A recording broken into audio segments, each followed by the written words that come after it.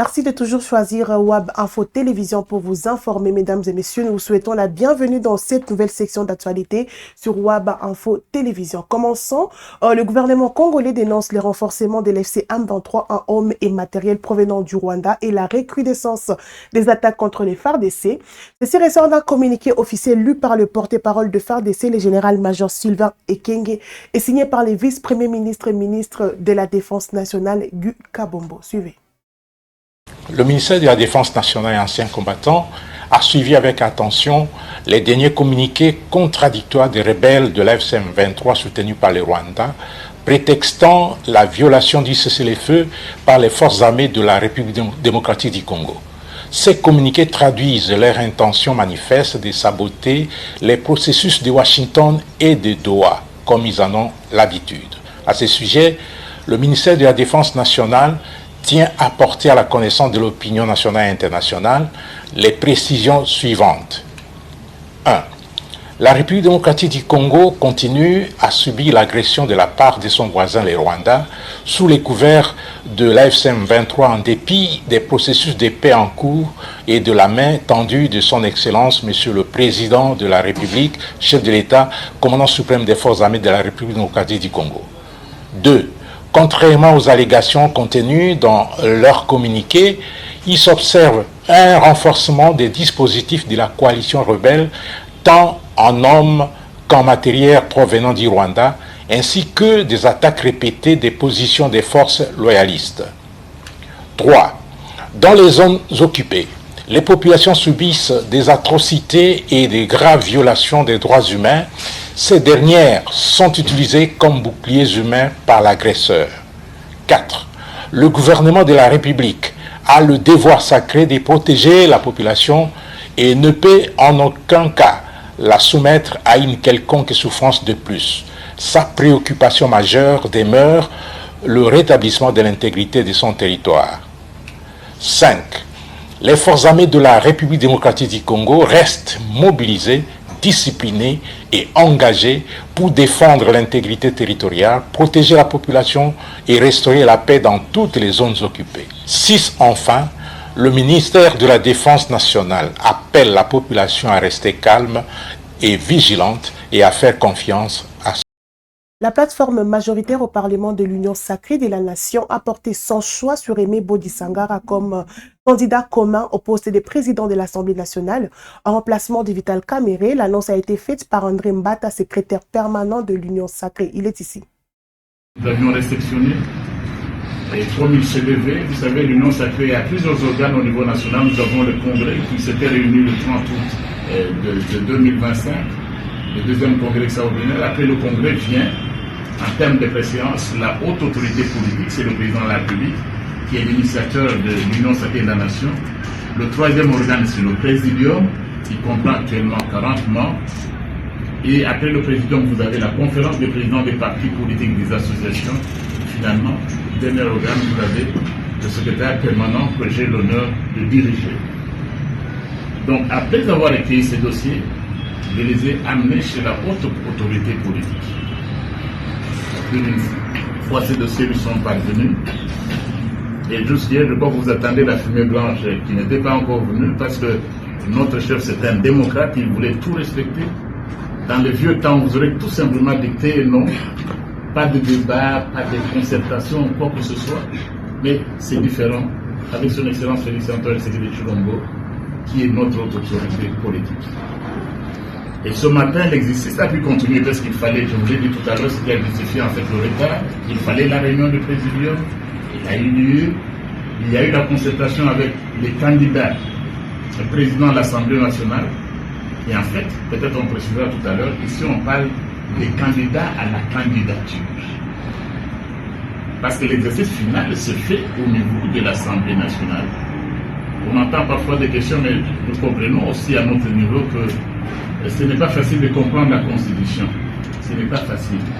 Et on a souvent dit, tout le monde peut être juriste, tout le monde n'est pas constitutionnaliste. Comme tout le monde n'est pas journaliste. Donc ici, il s'agissait des candidats à la candidature, comme ça s'est fait partout. En France, en Belgique, dans tous les pays que vous connaissez.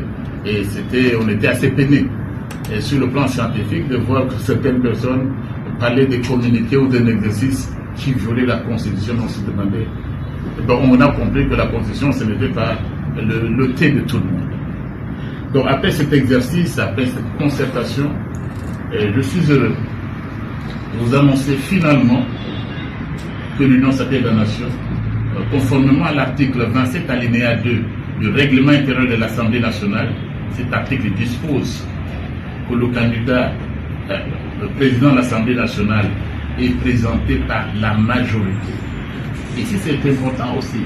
C'est-à-dire qu'il y a une concertation au niveau et de l'opposition et de la majorité au niveau de l'Assemblée nationale. Il y a eu ce dialogue là dont certains parlent. Il a déjà eu lieu au niveau de l'Assemblée nationale. Nous nous sommes entendus, majorité opposition, que le poste de président, ce poste revient à la majorité. Comme le poste de rapporteur adjoint, il revient à l'opposition. Donc, comme majorité, nous devions nous organiser à l'interne. Donc, recevoir les candidats à la candidature qui officiellement maintenant va suivre son cours normal et être déposé au bureau de l'Assemblée nationale. Après donc cet exercice-là, après ces concertations-là, entre le chef de notre famille politique, son Excellence Félix Antoine Tshisekedi Tshilombo, cet exercice avec le présidium de l'Union sacrée de la Nation, cet exercice avec les candidats eux-mêmes, cet exercice avec les chefs, les responsables de nos partis et regroupements politiques, je suis heureux de vous annoncer que l'Union sacrée de la Nation présentera à l'élection au poste de président de l'Assemblée nationale le candidat numéro 1 sur la liste de dossiers dans l'ordre alphabétique, l'honorable Boji Sangara Emi sera donc, et donc à partir de cet instant, le candidat de l'Union sacrée de la Nation au poste de président de l'Assemblée nationale. Et dès cet instant, ce n'est pas un candidat pour lui-même ni pour un parti politique, c'est le candidat de notre famille politique. Et les différents au niveau de la plateforme présidentielle, ceux qui cherchent des problèmes ou des factures qui les gardent du mauvais côté de l'histoire où ils se trouvent.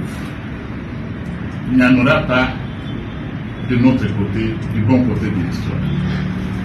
Et tous les candidats, sportivement comme il se devait d'ailleurs, d'après nos textes, d'après le règlement intérieur, d'après nos actes d'engagement et nos actes de loyauté, tous les candidats que j'ai reçus comme secrétaire permanent sur demande de la haute autorité politique, tous les candidats se sont engagés à soutenir le candidat de la majorité parce qu'il ne peut y avoir qu'un seul candidat. Donc, la majorité ne peut présenter qu'un candidat. Et il n'y a qu'un seul poste, c'est comme ça que nous sommes arrangés dans notre... Restons toujours dans les sièges du Parlement où les deux chambres ont adopté à l'unanimité le projet de loi autorisant la prorogation de l'état des sièges dans les provinces du Nord Kivu et de l'Ituri. Les travaux ont été dirigés respectivement par le président du Sénat, Jean-Michel Sama-Lukonde, et celui de l'Assemblée nationale, Isaac Jean-Claude Tshilombo. Plus de détails dans cet élément. Honorable président du Sénat, honorable membre du bureau du Sénat, honorables sénateurs, j'ai l'honneur et le devoir républicain de soumettre à votre auguste assemblée pour examen et adoption le projet de loi autorisant la prorogation d'état de siège sur une partie du territoire national, tel qu'adopté par le Conseil des ministres lors de sa réunion du vendredi 24 octobre 2025. L'Est de notre pays demeure le théâtre d'une guerre d'agression et d'une occupation illégale menée par le Rwanda et ses supplétifs, AFC BAR M23, auxquels se greffent plusieurs groupes armés locaux et étrangers sémant la mort et désolation dans les provinces de l'Ituri et du Nord Kivu.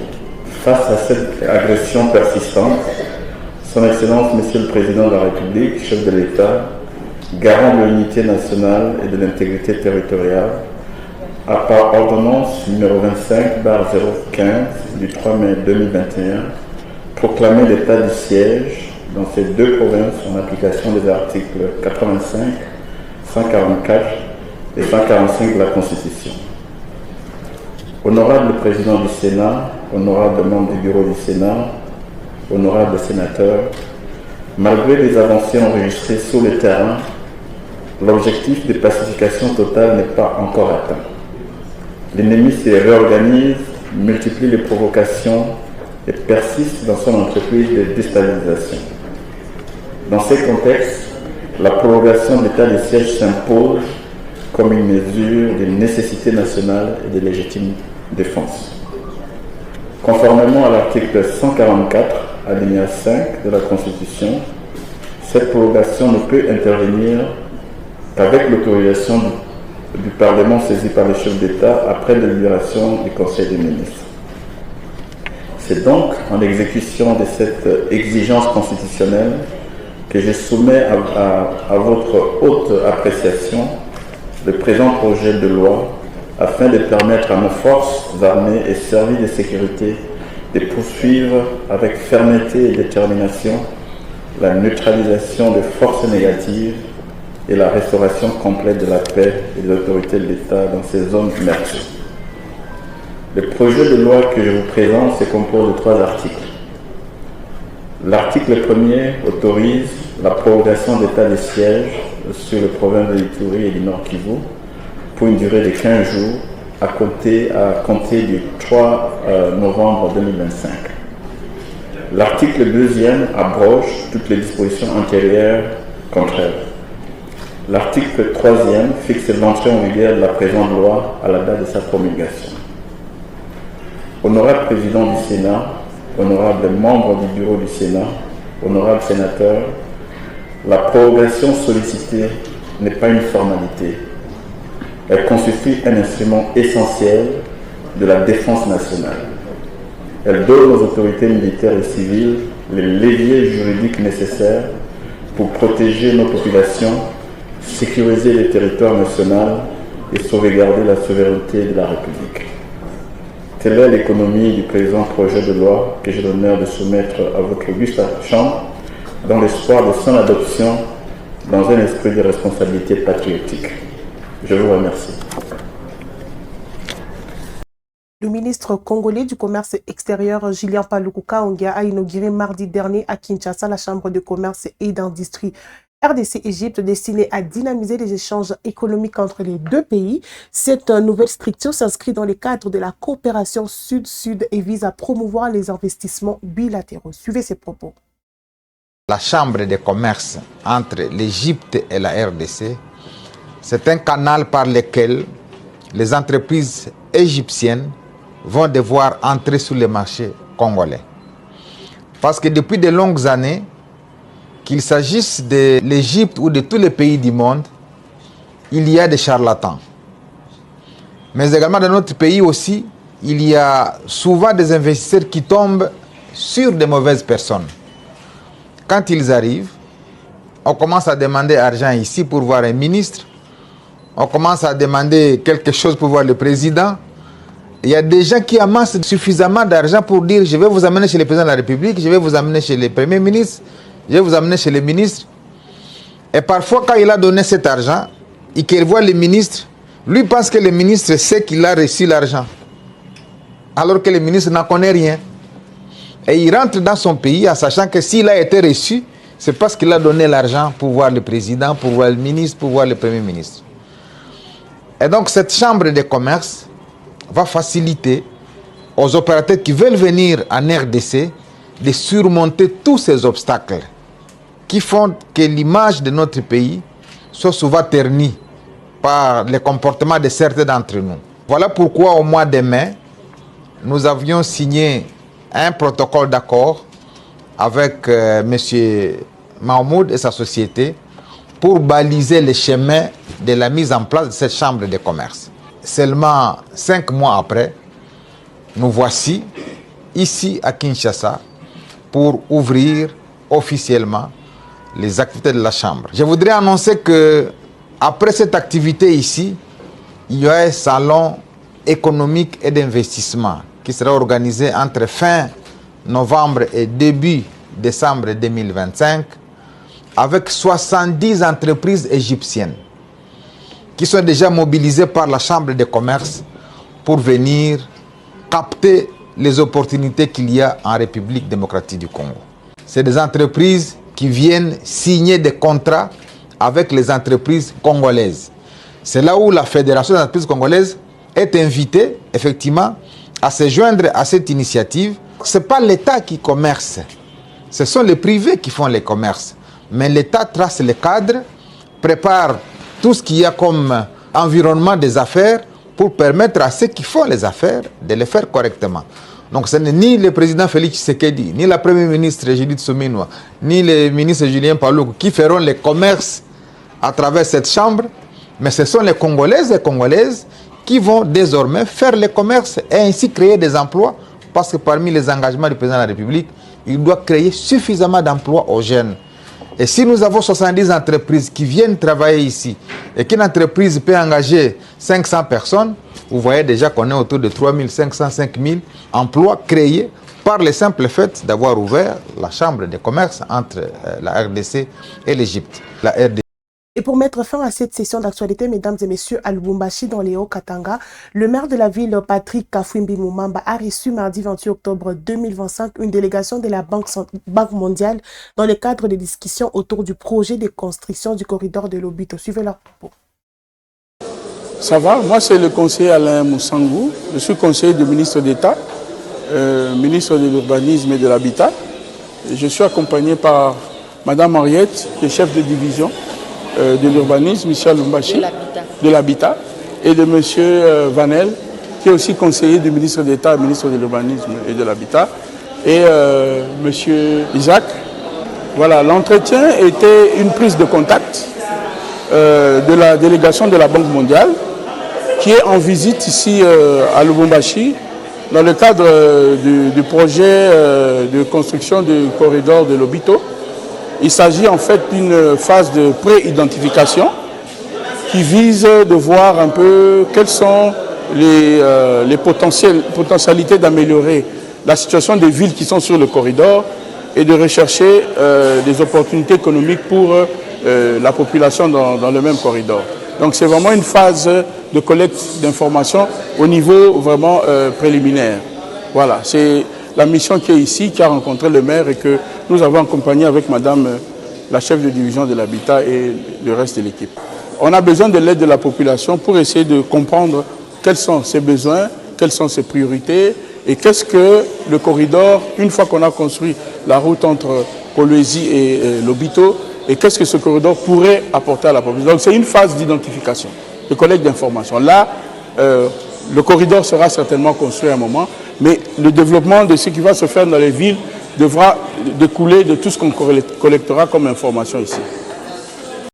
Et voilà, mesdames et messieurs, c'est la fin de cette édition du journal. Merci de nous avoir suivis. N'oubliez pas de vous abonner si ce n'est pas encore fait, mais surtout, activez la cloche de notification pour être au courant de tout sur WAB Info Télévision. Prenez soin de vous et à très bientôt pour la prochaine édition.